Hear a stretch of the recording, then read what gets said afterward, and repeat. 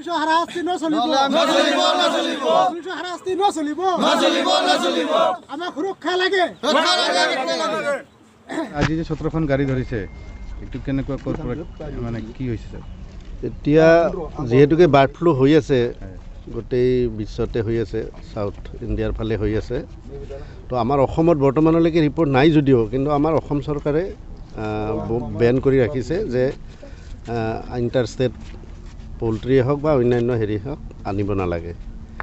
এইটো ইণ্ডিয়ান গভৰ্ণমেণ্টে এটা দিছে আৰু আমাৰ ইণ্ডিয়ান ভেটেনেৰী এছ'চিয়েশ্যনৰ পৰা এটা ৰিকুৱেষ্ট কৰিছে খোলা দিবলৈ, আৰু সেইটো লৈ আজি হয়তো আমাৰ দিছপুৰত এইটো উচ্চ পৰ্যায়ৰ এটা বৈঠক দল বহিব। তেওঁলোকে যেতিয়া অৰ্ডাৰ খোলা দিয়ে তেতিয়া পল্ট্ৰি গাড়ী যাব পাৰে, কিন্তু বৰ্তমান যিহেতুকে বন্ধ আছে গতিকে পুলিচ অথৰিটিয়ে তেওঁলোকে গাড়ীকেইখন দেখি তেওঁলোকে আটক কৰিছে, কৰি আমাক ভেটেনেৰী ডিপাৰ্টমেণ্টক হেণ্ড অভাৰ কৰিছে। তো যিহেতুকে বন্ধ আছে গতিকে আমি আমাৰ ছিষ্টেম মতে আমি এতিয়া তেওঁলোকক কালিং কৰিব লাগে আৰু গাড়ীকেইটা পিছত এৰি দিয়া যাব। তেওঁলোকে ছিষ্টেমত লৈ কেছৰ হেৰিটো হয় থানা এৰি দিব, আৰু আমি পল্ট্ৰিখিনি যিখিনি আমাৰ দায়িত্বত আছে সেই বস্তুখিনি আমি কালিং কৰিম as per government rule. Sir কেইখন গাড়ী আছে? এতিয়া 17খন গাড়ী ধৰিছে, 17খন গাড়ীতে গোটেইখিনি পল্ট্ৰি আছে, সম্পূৰ্ণ ব্ৰইলাৰ হেৰি আছে। গতিকে এই চৰাইখিনি আমি উপায় নাই, এইটোতো আমি চৰকাৰী নিয়ম মতেতো আমি কালিং কৰিবই লাগিব। গতিকে সেই হিচাপে আমি এজ পাৰ নৰ্মছ আমি সেইখিনি কালিং কৰিম এতিয়া। আৰু স্যাৰ এনে কিবা মানে গাড়ীকেইটাও স্যাৰ অলপ মানে মিসকনফিউজ হৈ আছে, বা গাড়ীকেইটা যি বাটত দি আহিছে স্যাৰ এইটো একচুৱেল বাট নহয়, তো ইয়াত কিবা বেলেগ কিবা আৰু কিবা মানে ৰহস্য আছে নেকি স্যাৰ? নাই, ইয়াতে হয়তো কোনোবা চক্ৰ সক্ৰিয় হৈ থাকিব পাৰে, আমি এইটো ছাছপেক্ট কৰিছোঁ অলৰেডি। আৰু যিহেতুকে যি ৰুটটো দি আহিছে এই ৰুটটোতো তেওঁলোকৰ ৰুট নহয়, এইটো এটা গাঁৱলীয়া আমাৰ চহা কৃষকৰ ৰাস্তা।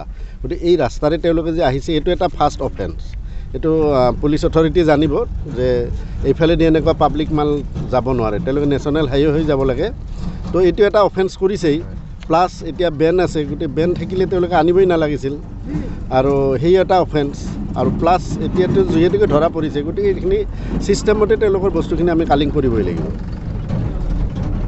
স্যাৰ এই 17খন গাড়ীকেইটা ক'ৰ পৰা কেনেকুৱা স্যাৰ গাড়ীকেইখনটো কোন ফালৰ পৰা আহিছে আমি ক'ব নোৱাৰোঁ, কিন্তু আমি এই ৰাস্তাত আমি চেকিঙত পাইছোঁ, আমাক এটা খবৰ আহিছে, আমাক ওপৰৰ পৰা খবৰ দিছে যেনেকুৱা কিছুমান গাড়ী মানে চুৰি কৰি পলাই আছে বুলি কৈছে জনাইছে। তো সেনেকৈ আমি পেট্ৰলিং মাৰি আছিলোঁ, পেট্ৰলিং মাৰোঁতে আমি ধৰা পৰিলে, আৰু ধৰা পৰাৰ কাৰণে আমি লগে লগে ভেটেনেৰী ছাৰক জনাইছোঁ, যিহেতু এইটো ভেটেনেৰীৰ দায়িত্ব। আমি তেওঁক হেণ্ড অভাৰ কৰিছোঁ, এতিয়া এজ পাৰ নৰ্মছ মতে তেওঁলোকে যি কৰে এইটো তেওঁলোকে কৰিব।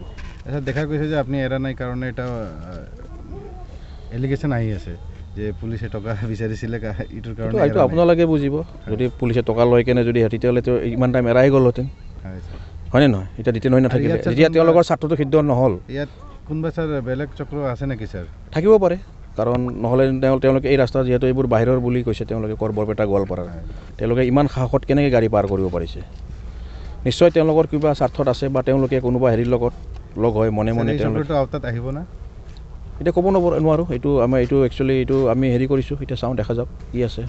যিহেতু এইটো ভিতৰৰ ৰাস্তা দি আহিছে, কোন ৰাস্তা দি আহিছে এইটো আমিও ক'ব নোৱাৰোঁ, জেগা বা এতিয়া কোন থানা পাৰ হৈ আহিছে সেইটোৱে কথা, সেইটোৱে কাৰণে এতিয়া